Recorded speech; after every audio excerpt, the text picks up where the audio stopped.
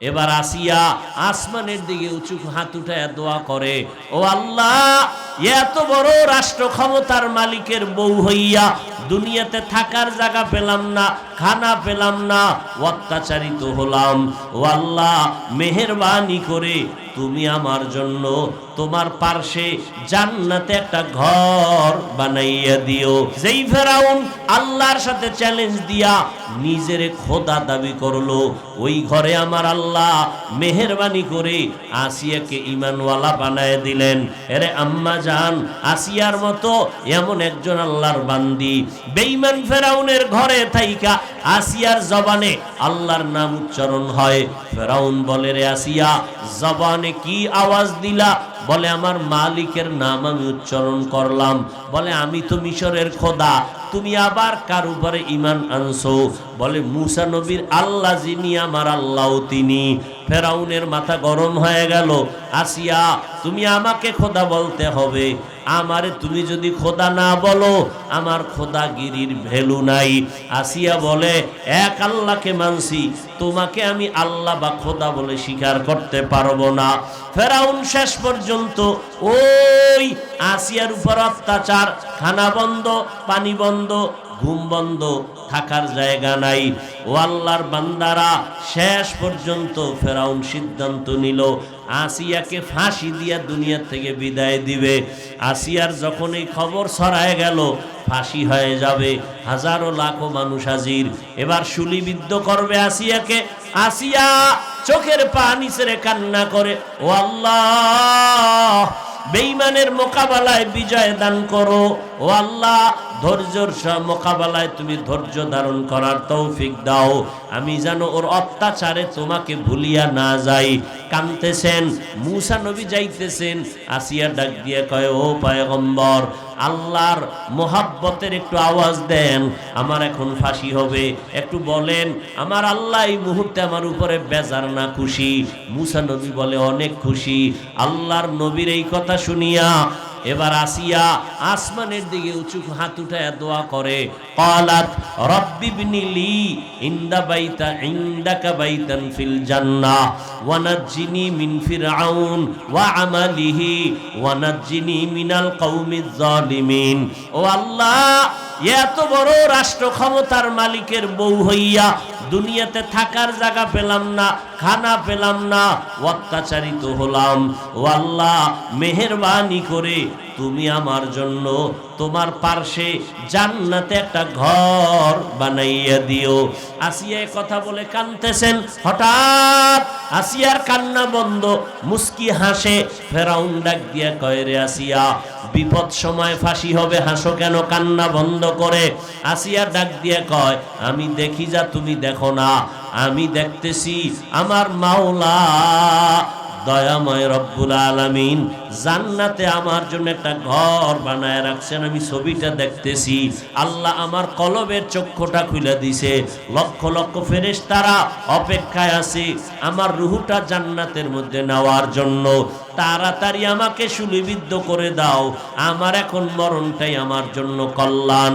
এরে পর্দার আড়ালের আম্মা জানেরা, আপনার মতো মা এত বড় বেঈমানের ঘরে থাইকেও যদি আল্লাহকে নিয়ে কবরে যায়, আপনার স্বামী তো নামাজ পড়লে বাধা দেয় না, কোরআন পড়লে বাধা দেয় না, কেন আপনি নামাজ পড়েন না? কেন কোরআন তেলাওয়াত করেন না? এখন থেকে তওবা করে নেন। ও যুবক বাবারা, মা বাবার দোয়া নিয়ে সামনে আগাও, মুরব্বীদের সাথে ভালো আচরণ করো, ওলামায়ে কেরামের সাথে ভালো আচরণ করে দোয়া নিয়ে চলো, গুনাহ থেকে নিজেকে বাঁচাও, আল্লাহর কাছে তওবা করো পেছনের গুনার জন্য। ও দয়ার মালিক, মনে হয় যেন এই ময়দানে আমার মতো গুনাহগার কেউ নাই, গুনার কারণে জিহ্বা নাপাক, অন্তর নাপাক, হাত নাপাক। ও আল্লাহ, মেহেরবানি করে মাফ করে দাও। যারা খাঁটি ভাবে তওবা করবে, আপনার গুনাহ করতে লাগছে 50 বছর, আল্লাহর ক্ষমা করতে 1 সেকেন্ডও লাগবে না। আল্লাহ বলেন, ও বনি আদম, জমিনের মধ্যে আমি আল্লাহ তোমাদের মর্যাদা টিকাইয়া রাখার জন্য আমি জমিনে তোমাদের চলার মতো সুন্দর আয়োজন করেছি। আমি আল্লাহ পাক স্থল পানির মধ্যেও ব্যবস্থা করেছি। যেই লোহা পানিতে ডুবে যায় ওই লোহা দিয়ে আমি জাহাজ বানানোর মেধা দিয়ে তোমাকে ভাসায় রাখি। এক জায়গা থেকে ভিন্ন জায়গায় ব্যবসার কাজে তোমরা যাও, এগুলো আমি তোমাদের জন্য করেছি, আর কারো জন্য না। এবং এই জমিনে আমি আল্লাহ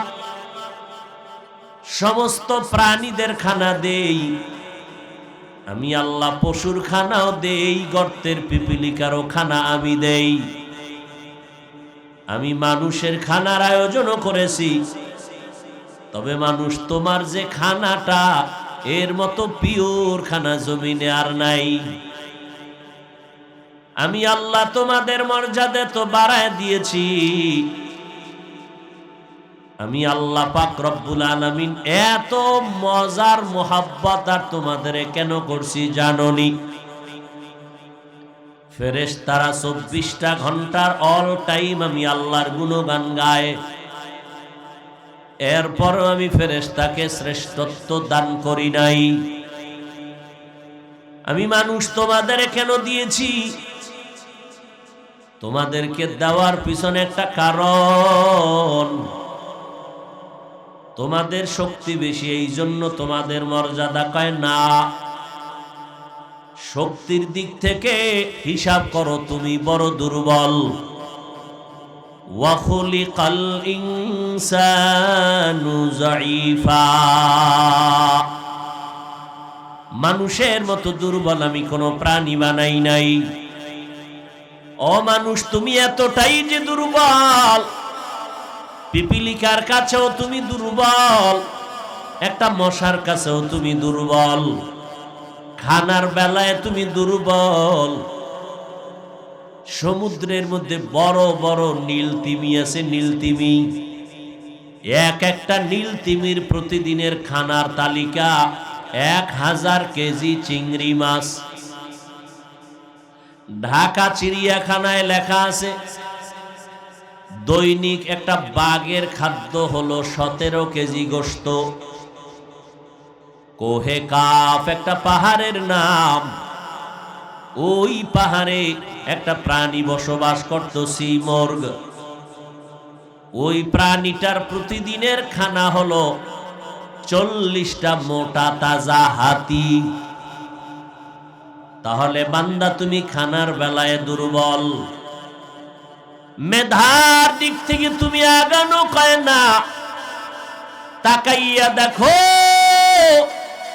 মেধার বেলায় তুমি বড় দুর্বল। ইঞ্জিনিয়ারিং পাশ করে বিল্ডিং বানাইছো, আর এক ইঞ্জিনিয়ার এসে বলে তোমার বিল্ডিং এর থিওরিতে ভুল আছে, আঁকা বাঁকা আছে। কিন্তু ভিন্ন মাখলুকের দিয়ে তাকায় দেখো, আল্লাহর এক মাখলুক হলো মৌমাছি, এত সুন্দর বিল্ডিং বানায়। দুনিয়ার সমস্ত মৌমাছির বানানো বিল্ডিং একই ডিজাইন। একটা গাছের ডালের নিচের অংশে বিল্ডিংটা বানায়, উপরেও না, রশি দিয়েও বাঁধা নাই। এক একটা বাসার মধ্যে মৌ পোকার 40 কেজি 20 কেজি মধু থাকে। মধুর বোতলগুলোর মুখ খোলা, সব নিচে করা, এক ফোঁটা মধুও গড়ায়া পড়ে না। এদের থাকার জায়গা আলাদা, এদের বেডরুম বাথরুম সব আলাদা। এরে আল্লাহর গোলাম, এই মৌমাছি এত সুন্দর বিল্ডিং বানাইলো, কোনো আঁকা বাঁকা নাই। আল্লাহ কয় মানুষ তোমার মেধাও বড় দুর্বল, খানার বেলায় তুমি দুর্বল, চলার বেলায় তুমি দুর্বল। তাহলে তোমার মর্যাদা শিক্ষিত হওয়ার কারণে না, জ্ঞানের কারণে না, শক্তির কারণে না, বরং তোমার মধ্যে এমন একটা মেডিসিন আমি আল্লাহ রেখেছি, যেই মেডিসিনটা ফেরেশতার ভেতরে নাই, যেই মেডিসিনটা পশুর মধ্যে নাই। সেই মেডিসিন হলো গুনাহের আকর্ষণ। গুনাহের আকর্ষণ ফেরেশতাদের মধ্যে নাই। তবে পশুর মধ্যে গুনার আকর্ষণ আছে, পশুরা গুনার মজা বুঝে, কিন্তু মানুষের মধ্যে আরেকটু আলাদা। মানুষ গুনার মজাও বুঝে, সাজাও বুঝে। পশু শুধু গুনার মজা বুঝে, সাজা বুঝে না। আল্লাহ পাক বলেন, রে গোলাম, তোমার সামনে গুনার কাজ আসছে, তুমি গুনার মজা পাইয়া যদি সাজার ভয়ে গুনাহটা ছেড়ে দাও, তোমার সম্মান আমি ফেরেশতার থেকেও বাড়ায় দিব। ফেরেশতার থেকেও তোমার মর্যাদা অনেক বেশি। আল্লাহ বলেন, রে মানুষ, আমি আল্লাহ তোমাদের শ্রেষ্ঠ মর্যাদা দিয়া সম্মানটা যেন টিকাইয়া রাখতে পারো, এই জন্য দুইটা ব্যবস্থাও দিলাম। দুই ব্যবস্থার একটা যদি ছেড়ে দাও, তোমার দুনিয়ার সম্মান সব ভেস্তে যাবে। দুই ব্যবস্থার একটা হলো ব্যক্তি, দ্বিতীয়টা হলো কিতাব। ব্যক্তি হলো আল্লাহর সিলেকশন করা। প্রথম সিঁড়িতে কাতারে আছেন আম্বিয়ায়ে কেরাম, সমস্ত নবীদের মধ্যে শ্রেষ্ঠ রহমাতুল লিল আলামিন। আল্লাহ যত কিতাব দিয়েছেন, সমস্ত কিতাবের মধ্যে শ্রেষ্ঠ কিতাব হলো কোরআনুল কারীম।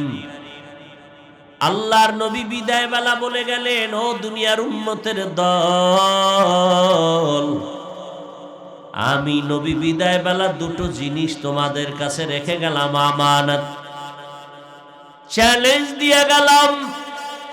এই দুটো জিনিস যদি তোমরা আঁকড়াইয়া ধরে রাখতে পারো, সম্মান কমে যাবে না। এক নম্বরে আল্লাহর কিতাব কোরআন, দ্বিতীয়টা হলো নবীর সুন্নতের আদর্শ।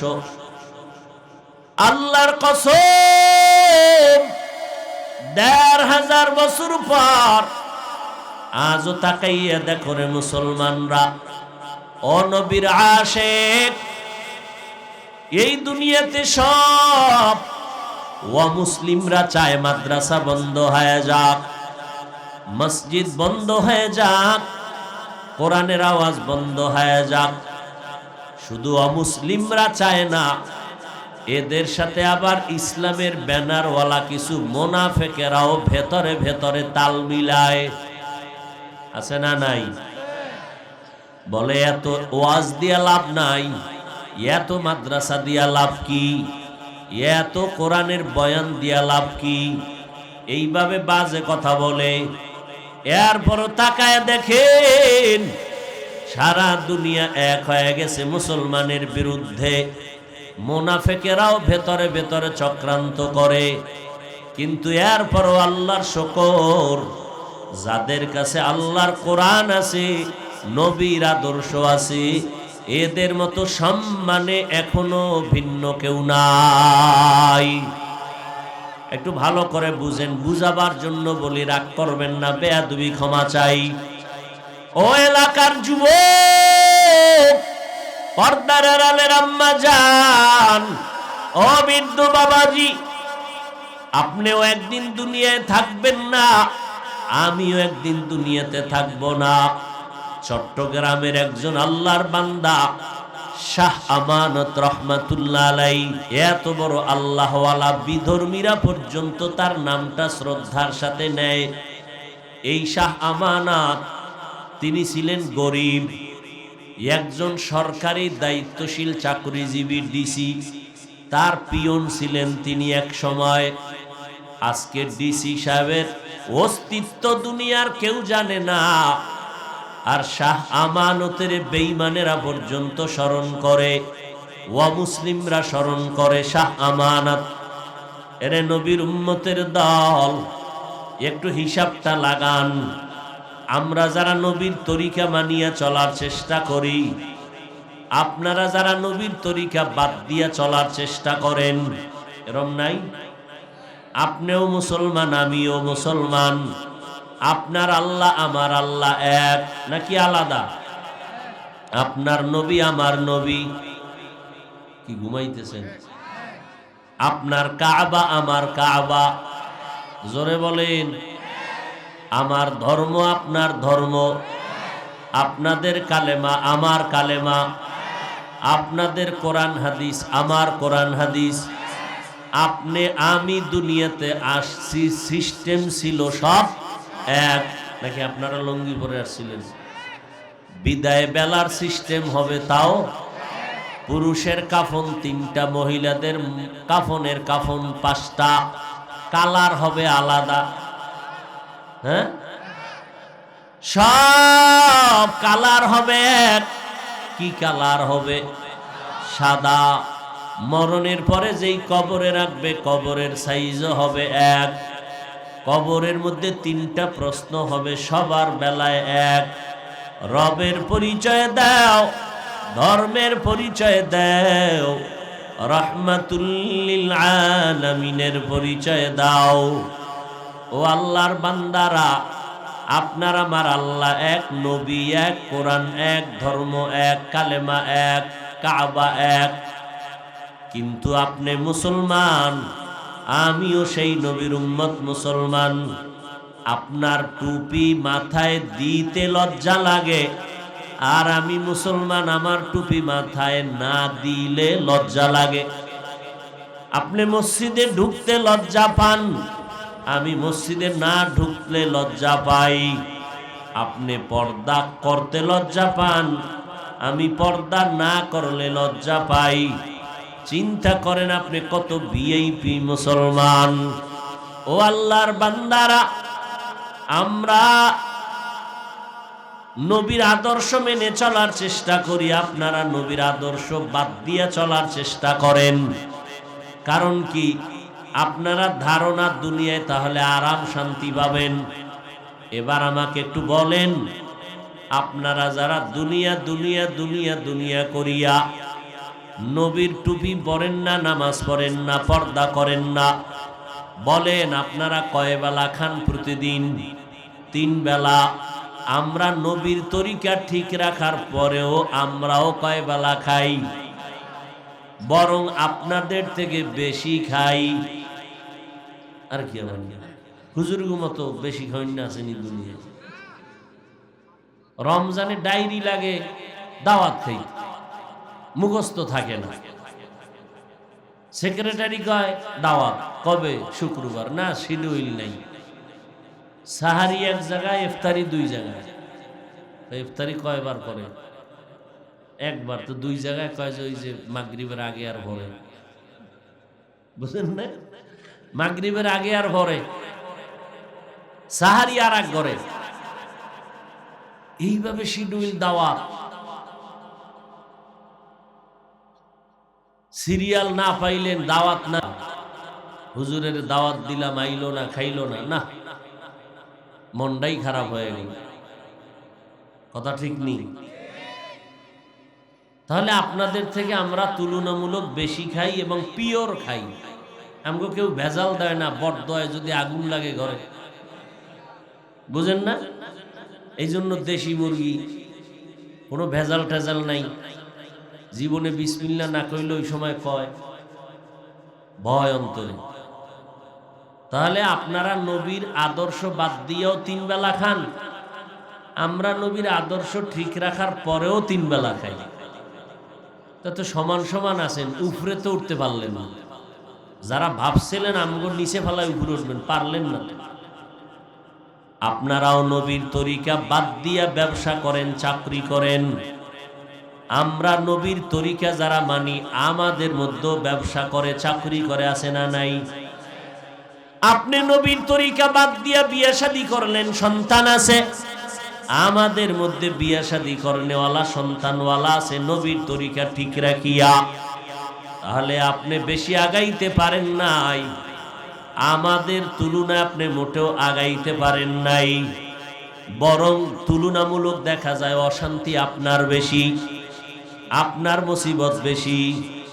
ডাইনিং টেবিলে খানার অভাব নাই, খাওয়ার অভাব। খানার আইটেম রেডি, খাওয়া যাবে না, রেড সিগন্যাল লাগানো, ডাক্তারের খাইলে মরণ। ঠিক নেই? আপনার কোনোটার অভাব নাই, কিন্তু মনের শান্তির বড় অভাব। ছেলে নিয়ে কষ্ট, মেয়ে নিয়ে কষ্ট, পরিবার নিয়ে কষ্ট কমন মানে না। এরে নবীর উম্মতের দল, আল্লাহর নবীর আদর্শ মেনে চলার কারণে আমরা কেউ না খাইয়াও মরি নাই, সম্মান কমে নাই। ও আল্লাহর বান্দা, আমি আপনাদের এই কথা বলি না যে সবাই আমাদের মতো হুজুর হতেই হবে, বাধ্য করে বলি না। বরং আপনি চাকরি করেন, ব্যবসা করেন, লেখাপড়া করেন, কোনো বাধা নাই। স্কুলে পড়েন, কলেজে পড়েন, বাধা নাই। সিস্টেম পাল্টায় দিবেন। এতদিন মন গড়া চলছেন, এখন নবীর তরিকায় চলবেন। বলে নবীর তরিকায় চলতে গেলে খানাও বন্ধ হবে না, চাকরিও যাবে না, লেখাপড়াও বন্ধ হবে না। আপনিও পানি পান করেন, আমিও পানি পান করি। আপনি করেন বাম হাতে, আমি করি ডান হাতে। আপনাকে যদি বলি ভাইজান বাম হাতে পানি কেন পান করেন, আপনি বলেন সমস্যাটা কি? দোনোটাই তো আল্লাহর হাত। আমি যদি বলি ভাইজান ডান হাতে পান করলে সমস্যা কি, আপনিও পানি পান করেন, আমিও পানি পান করি, একই কাম। ব্যবধানটা কি? আপনি করেন মন গড়া, আমি করি নবীর তরিকায়। আপনি দাঁড়াইয়া পানি পান করলেন, আমি করি বৈশা। আপনি একটা নে 1 লিটার পান টান দিলেন, আমিও কিন্তু 1 গ্লাস আধা কেজি টান দিছি, একই পানি পান করছি। ব্যবধানটা কি? আমি 3টা ধাপে পানি পান করছি, আপনি একটা নেই করেছেন। দুনিয়ার লাইনে এটা সমস্ত চিকিৎসা বিজ্ঞানীরা বলে দাঁড়াইয়া পানি পান করলে কিডনির ক্ষতি হয়। দেখছেন নি? নবীজি 1500 বছর আগে বলে গেছে। আজকে সমস্ত চিকিৎসা বিজ্ঞানীরা বলে মুহাম্মদের প্রত্যেকটা দর্শন, প্রত্যেকটা থিওরি শরীরের জন্য মহা ঔষধ। নবী দাঁড়াইয়া পান করতে নিষেধ করছেন কেন? এখন বিজ্ঞানীরা আবিষ্কার করে কয় দাঁড়াইয়া যদি পানি পান করে এবং এক শ্বাসে এক টানে কিডনির ক্ষতি হয়। আমগো হুজুরগো কথা মানবেন না, না আপনাকে গুরু যারা এগোটা তো না মানলে আপনি মানুষ না। এবার কোথায় যাবে? এরে যুবক আল্লাহর গোলাম, ও বৃদ্ধ বাবাজি, ও পর্দার আড়ালের আম্মা জান, আজকে বয়ান শুনিয়া সবাই বাড়ি যাবেন। বাড়ি যাওয়ার পরে আপনি ফ্রেশ হবে না, আমিও বাসায় গিয়া ফ্রেশ হব। আপনি ফ্রেশ হইতে গিয়া কি করবেন? 2টা হাত ধুইবেন, পা ধুইবেন, চেহারাটা ধুইবেন। আমিও তাই করি বাসায় গিয়া। ব্যবধানটা কি? আপনার ফ্রেশ হইতে কোনো সওয়াব নাই, আমি ফ্রেশ হব সওয়াব। কারণ আমি হাত মুখ পাও ধুবো, ওযু করে ফেলবো। একই কাজ করছেন আপনি, আমিও করছি, কিন্তু ব্যবধান আছে না নেই? আপনিও রাস্তায় হাঁটেন, আমিও হাঁটি। ব্যবধান হইল আমি যখন হাঁটা শুরু করছি, প্রথম কদম দিছি ডান পা সুন্নত। আপনার কোনো হিসাব নাই। রাতে আপনিও ঘুমাইছেন বিছানা, আমি ঘুমাইছি। আপনি ডান খাতে ঘুমান নাই, আমি ডান খাতে ঘুমাইছি। আপনিও খানা খান, আমিও খানা খাই। আমি বিসমিল্লাহ বলে খাই, আপনি বিসমিল্লাহর ধার ধারেন না। অতএব আপনি যেখানেই থাকেন, যা করেন সিস্টেম পাল্টায় নবীর আদর্শ মতো চলেন। এতে আপনার চাকরি যাবে না, লেখাপড়া বন্ধ হবে না, বরং আরো উপকার হবে। রহমতের নবী আমার 2টো জিনিস উম্মতের কাছে রেখে গেলেন। ও মেঘনা থানার মুসলমান, আমার নবীজির রেখে যাওয়া আদর্শ একটু আমাকে জবাব দেন সবাই। আমার নবীর মতো বড় কোনো দামি মুফাসসির আসেনি? নবীর মতো দামি কোনো পীর, কোনো বুজুর্গ, কোনো দার্শনিক, কোনো বৈজ্ঞানিক, কোনো ডাক্তার, কোনো মুফতি, কোনো মুফাসসির, কোনো মুহাদ্দিস ছিল? আছে? আসবে? তাহলে আমার নবী শ্রেষ্ঠ। ও যুবক বাবারা, আমার নবীর আদর্শের মতো দামি কারো আদর্শ আর আসেনি? নাই। ও যুবক, আমার নবীর আদর্শটাই দামি, শ্রেষ্ঠ, ঠিক নেই? বলো ওই নবীর আদর্শের মধ্যে নখ কাটার নিয়ম আসেনি? কি যুবকেরা ঘুমাও? ওই নবীর আদর্শের ভিতর চুল কাটার নিয়ম আসেনি? তুমি আমার নবীর আদর্শ বাদ দিয়া বেঈমানের তালে ফইরা চুল কাটলা কেন? নবীরে মনে হয় তোমার ভালো লাগে না। যেই নবীরে তোমার ভালো লাগবে না, ওই নবীর সুপারিশ তোমার কপালে হবে না। আর এটাও যাই না রাখিও বাবা, নবীর সুপারিশ ছাড়া কেউ জান্নাতে যেতে পারবে না। ও আল্লাহর বান্দারা, আমরা হুজুরেরা যত বাহাদুরির সাথে চিল্লাইয়া বয়ান করি, কথা বলি, আমগো পুঁজি হইল কোরআন। আমগো পুঁজি কি? কোরআন। আল্লাহ আছেন, জমিন আছে, আসমান আছে, কিয়ামত আছে, ফেরেশতা আছে, এগুলো আমরা পাইলাম কই? ওমা কথা কন। কোরআন থেকে পাইছি। এখন এই কোরআন এমন একটা কিতাব, এর মধ্যে কোনো ভুল নাই। অপচেষ্টা করলো ১৫০০ বছর পর্যন্ত, ভুল পাওয়া যায়নি। আজ পর্যন্ত কেউ ভুল বের করতে পারে নাই। বরং অনেক বিধর্মীরা নিজেরা ভুল বের করতে গিয়া মাথা নত করে কালেমা পড়ে মুসলমান হয়ে গেল। ও মেঘনার যুবক বাবারা, একটু চিন্তা করে বলো, আল্লাহর কোরআনে কোনো ভুল আসেনি? যদি একটা ভুল প্রমাণ করতে পারো, তাহলে প্রমাণ হবে পুরো কোরআনটাই ভুল। কথা ঠিক না? তার মানে কোরআনে যা আছে তা ভুল। তাহলে একটা ভুল বের করে যদি দিতে পারো, এখন দাড়িটা কেটে ফেলবো, সব এই টুপি দাড়ি ফালাইয়া প্যান্ট শার্ট টাই লাগায় রাস্তায় নাই আল্লাহর বিরোধিতা শুরু করব, নাচ গান শুরু করব, কারণ কোরআন নাই, আল্লাহ নাই। কিন্তু আজও পর্যন্ত কোরআনের ভুল কেউ বের করতে পারে নাই। অতএব তোমার বিবেকের কাছে একটু প্রশ্ন রেখে গেলাম, ওই কোরআন যদিও তোমার অন্তর বলে সত্য, ওই কোরআনে যত কথা আছে তাও সত্য, ঠিক নি? এবার একটু জবাব দাও বাবারা, ওই কোরআনে জান্নাতের বয়ান আসেনি? জাহান্নামের বয়ান আসেনি? সত্য না মিথ্যা?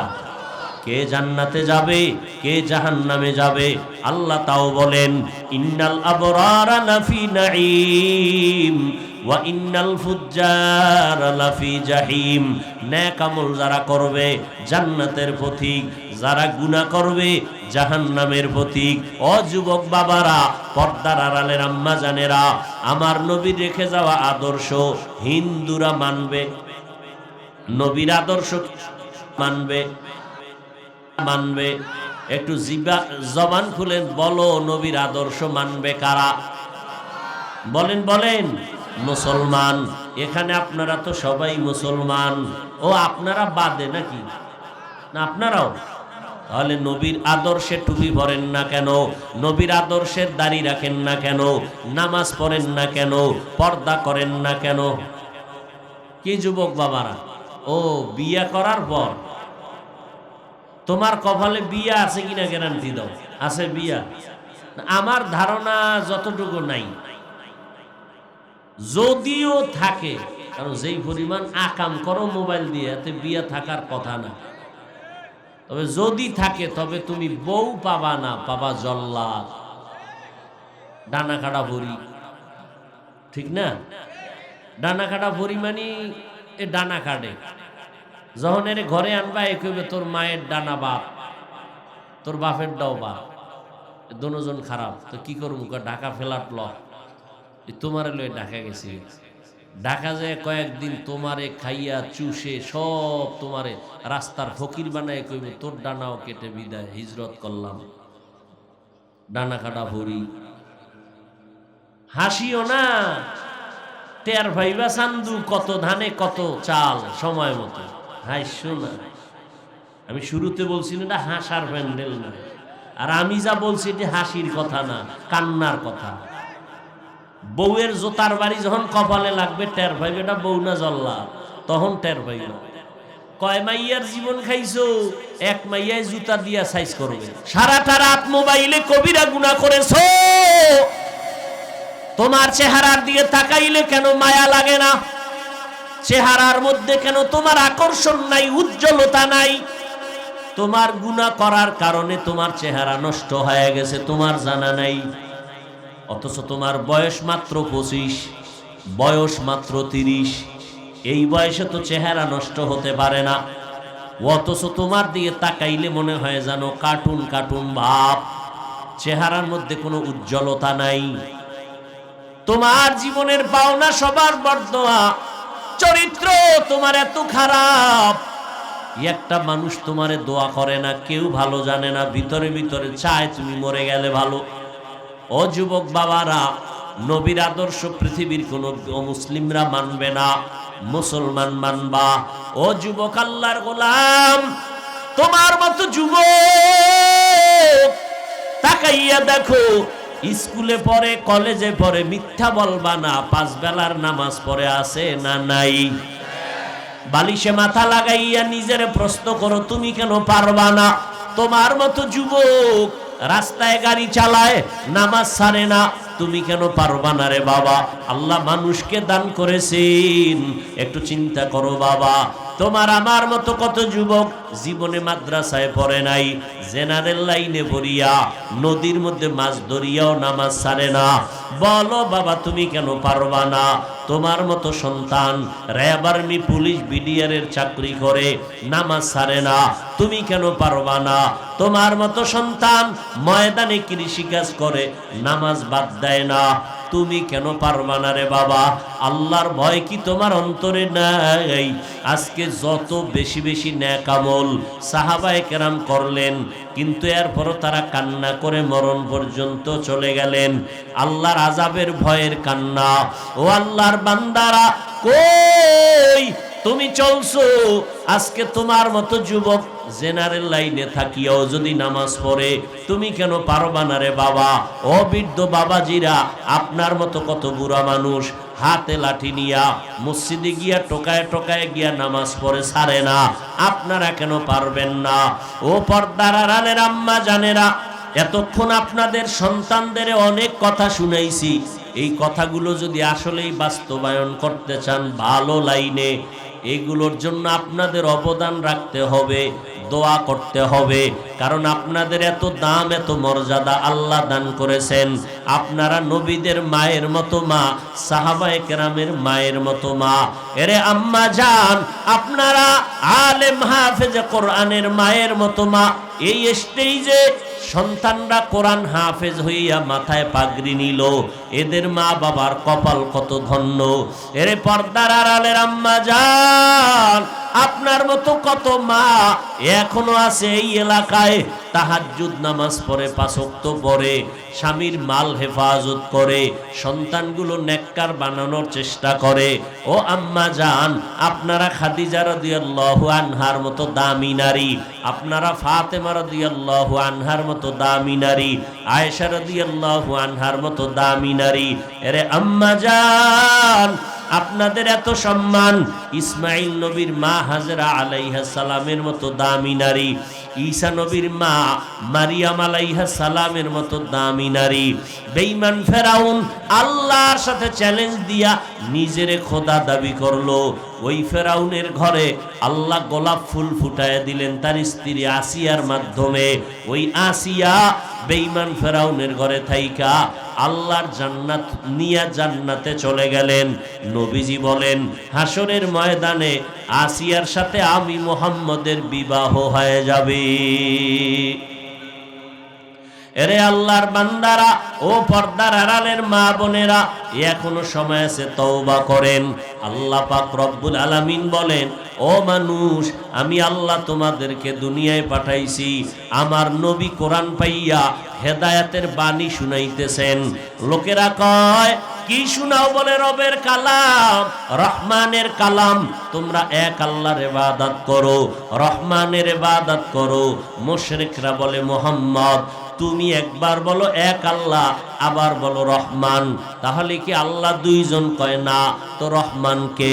আল্লাহ নবীকে জবাব দিয়া বলেন, নবী জানায় দেন, রহমানকে জানায় দেন। আর রহমান আল্লামাল কুরআন খলাকাল ইনসান। রহমান হলেন তিনি, কোরআন শিখাইলেন যিনি, মানুষ সৃষ্টি করলেন যিনি। অর্থাৎ এখানে একটা ভালো কঠিন পয়েন্ট আছে, ভালো করে খেয়াল করেন। আল্লাহ বলেন, আমি কেমন রহমান, আগে কোরআন শিখাইছি তারপরে মানুষ বানাইছি। অথচ বাস্তব তার উল্টা, আগে আল্লাহ আমাদের বানাইছেন, পরে আমাদের কোরআন শিক্ষার তৌফিক দিছেন। আমরা আগে দুনিয়াতে আইসা এরপরে বড় হইয়া কোরআন শিখলাম। অথচ আল্লাহ তার উল্টা বলে, আমি আগে মানুষ বানাই নাই, আগে কোরআন শিখাইছি তারপরে আমি মানুষ বানাইছি। আল্লাহ উল্টা কেন বললেন তার জবাবটা ভালো করে শুনেন। এরে নবীর উম্মতের দল, আল্লাহ পাক কেন উল্টা বললেন যে আমি আগে কোরআন শিখাইয়া পরে মানুষ বানাইছি, তার ব্যাখ্যাটা শুনে নেন। আল্লাহর আদালতে এই যে আমরা এত মানুষ, সব মানুষের দাম নাই। কিছু মানুষ আছে বংশগত মানুষ, কিছু মানুষ আছে জন্মগত মানুষ। আল্লাহর কাছে বংশগত মানুষেরও সফলতা নাই, বংশ জন্মগত মানুষেরও কামিয়াবি হবে না। আল্লাহর কাছে একদল মানুষের দাম হবে বিনা হিসাবে জান্নাত। ওই মানুষ হবে একমাত্র গুণের মানুষ, আদর্শের মানুষ। এরা আদম নবীর বংশে জন্ম নিলেও লাভ নাই যদি গুণের মানুষ না হয়। এবার বোঝা দরকার গুণের মানুষ কাকে বলে, ভালো করে বুঝার চেষ্টা করেন। আমি যে মাইকের সামনে কথা বলি, চিন্তা করেন যেই বস্তুটা যেই কাজের জন্য বানায়, ওই কাজটা হলো ওই বস্তুটার গুণ। মাইকওয়ালা মাইক বানাইছে আওয়াজ দেওয়ার জন্য, আওয়াজ দেওয়া মাইকের গুণ।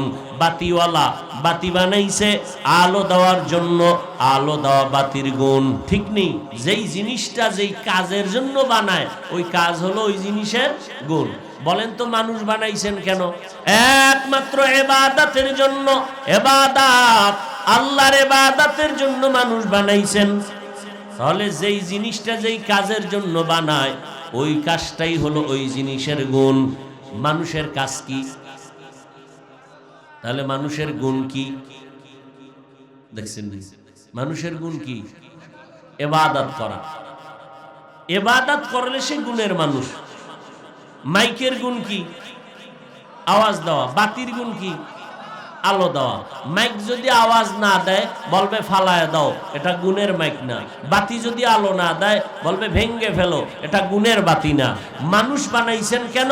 ইবাদতের জন্য। ইবাদত করা মানুষের গুণ। এখন যদি মানুষ ইবাদত না করে, আল্লাহ বলবে ফেরেশতা এর লাথি দিয়া জাহান্নামে ফালায় দাও, এটা গুণের মানুষ না। কিন্তু ইবাদত যে করবেন মন গড়া না নিয়ম লাগবে? নিয়ম জানার জন্য লাগবে কোরআন। কোরআন থেকে কোরআন ইবাদতের নিয়ম জানো। বলে আমি কোরআন পারি না, হাদিস ধরো পারি না। কোরআন হাদিস যারা জানে ওলামায়ে কেরাম তাদের কাছে যাও, যাইয়া কোরআন শিখিয়া নিয়ম অনুযায়ী ইবাদত করো, তো তুমি গুণের মানুষ। এই দিকটা ইঙ্গিতের জন্য আল্লাহ বলছেন আর রহমান আল্লামাল কোরআন খালাকাল ইনসান। আমি এমন রহমান, কোরআন শিখাইছি তারপরে মানুষ বানাইছি।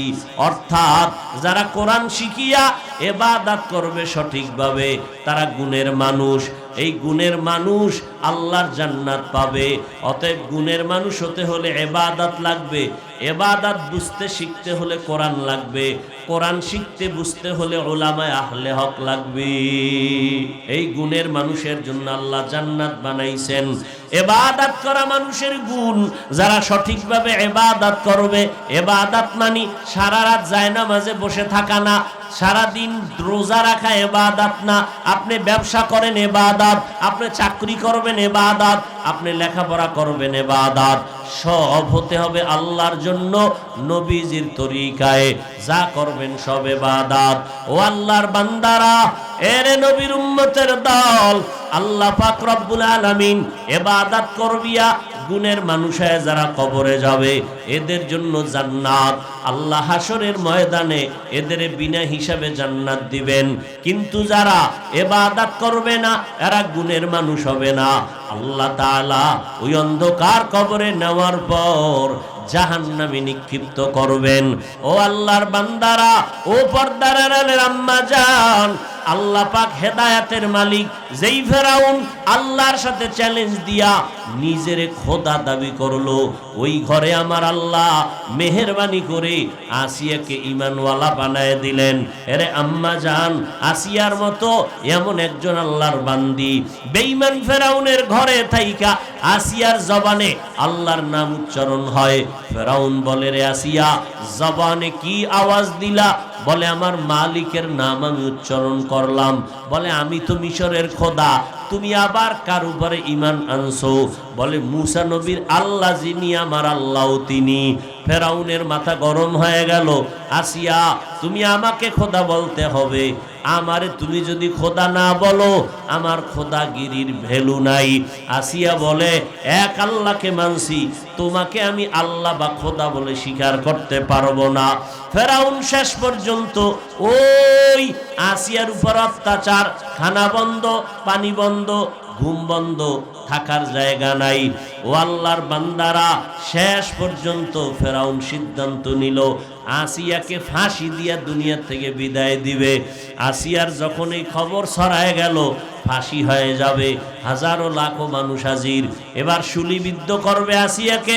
আসিয়া চোখের পানি ছেড়ে কান্না করে, ও আল্লাহ, বেঈমানের মোকাবেলায় বিজয় দান করো। ও আল্লাহ, ধৈর্যের মোকাবেলায় তুমি ধৈর্য ধারণ করার তৌফিক দাও, আমি যেন ওর অত্যাচারে তোমাকে ভুলিয়া না যাই। কাঁদতেছেন, মুসা নবী যাইতেছেন।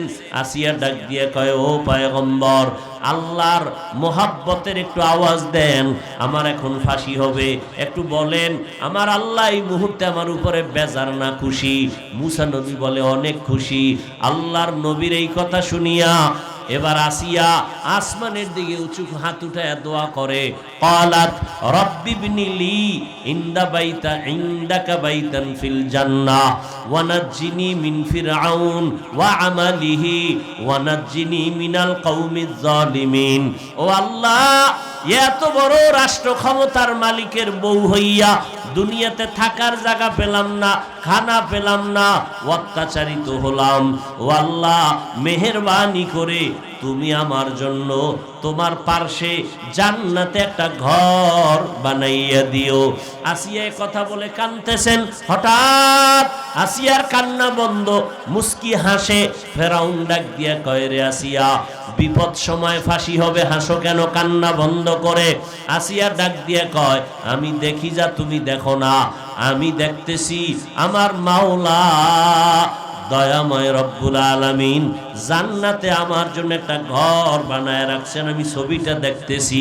আল্লাহ আমার কলবের চক্ষুটা খুলে দিছে, লক্ষ লক্ষ ফেরেশতারা অপেক্ষায় আছে আমার রূহটা জান্নাতের মধ্যে নেওয়ার জন্য। তাড়াতাড়ি আমাকে শুলিবিদ্ধ করে দাও, আমার এখন মরণটাই আমার জন্য কল্যাণ। এরে পর্দার আড়ালের আম্মা জানেরা, আপনার মতো মা এত বড় বেঈমানের ঘরে থাইকেও যদি আল্লাহকে নিয়ে কবরে যায়, আপনার স্বামী তো নামাজ পড়লে বাধা দেয় না, কোরআন পড়লে বাধা দেয় না, কেন আপনি নামাজ পড়েন না? কেন কোরআন তেলাওয়াত করেন না? এখন থেকে তওবা করে নেন।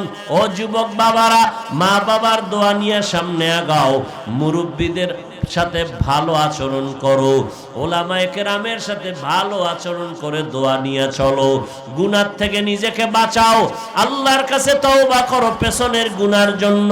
ও দয়ার মালিক, মনে হয় যেন এই ময়দানে আমার মতো গুনাহগার কেউ নাই। গুনার কারণে জিহ্বা নাপাক, অন্তর নাপাক, হাত নাপাক। ও আল্লাহ, মেহেরবানি করে মাফ করে দাও। যারা খাঁটি ভাবে তওবা করবে, আপনার গুনাহ করতে লাগছে 50 বছর, আল্লাহর ক্ষমা করতে 1 সেকেন্ডও লাগবে না। আল্লাহর কাছে তওবা করো যুবক, আর কোনদিন মা বাবারে কষ্ট দিবা না, আলেমদের বিরোধিতা করবা না, নবীর সুন্নত অনুযায়ী চলবা, মা বাবার দোয়া নিয়ে চলবা। তাহলে জীবন তোমার সফল। জীবনে গুনাহ করেছো, তওবা করে নাও। মা বাবার সাথে আর অন্যায় না, মোবাইল নিয়ে কোনো গুনাহ না। ওলামায়ে কেরাম পাইলে দোয়া নিয়ে চলবা, নবীর সুন্নাত অনুযায়ী চলবা।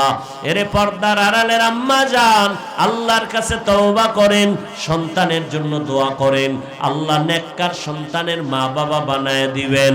এরে আল্লাহর বান্দারা, তওবার নিয়ত যদি অন্তরে থাকে, খাঁটি তওবার নিয়ত মুনাফিকি যদি না থাকে, দুটো হাত আমার আল্লাহকে দেখাইয়া দেই, আয় আল্লাহ আমাদের হাতগুলো কবুল করে নেন, তওবা কবুল করে নেন।